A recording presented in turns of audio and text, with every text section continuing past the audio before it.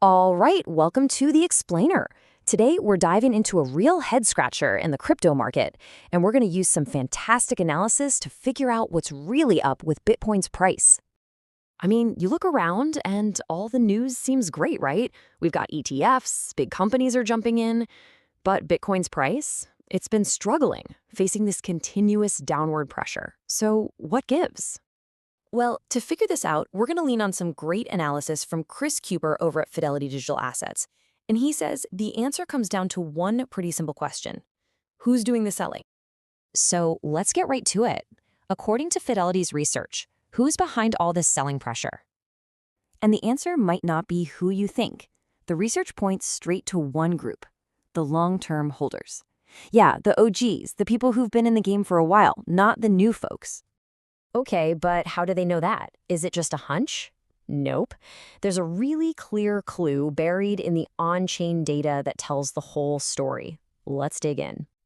So this right here is the key. It's a metric that tracks the percentage of all Bitcoin that hasn't been touched in over a year. Think of it as a way to watch what the long-term, patient investors are doing with their coins.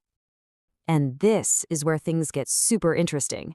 If you look at past bull runs, you'd see a huge, sharp drop in this number.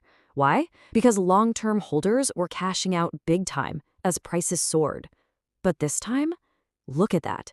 It's totally different. It's this gentle, gradual slide down. And Chris Kuiper from Fidelity has the perfect term for this. He calls it a consistent slow bleed. The coins aren't gushing out of their wallets when we hit new highs. Instead, it's just this steady, slow drip of selling as the market kind of goes sideways. So that naturally brings us to the biggest question of all. Why? Why are these long-term, savvy investors selling now and in this weird, slow drip kind of way? Well, the analysis breaks it down into three main drivers.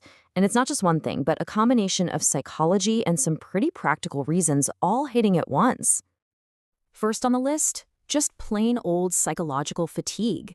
People are just getting worn out waiting. And you can totally see why they'd feel that way. I mean, look at this. Bitcoin has been underperforming other major assets like gold and the S&P 500 recently. When you're watching other things go up and your investment is just stuck, yeah, that gets tiring. You start thinking about moving your money.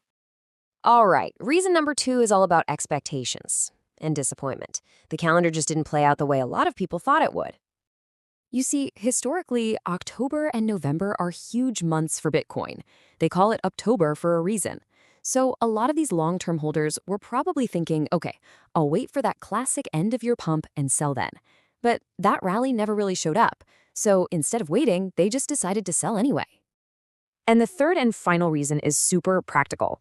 It's got everything to do with the time of year. Think about it. A lot of these folks are sitting on some pretty massive profits from earlier in the cycle. So as we get to the end of the year, it's just smart financial planning. They're selling to lock in those gains, handle their taxes, and rebalance their portfolios for the new year. Okay, so we've looked at who is selling, how they're doing it, and why.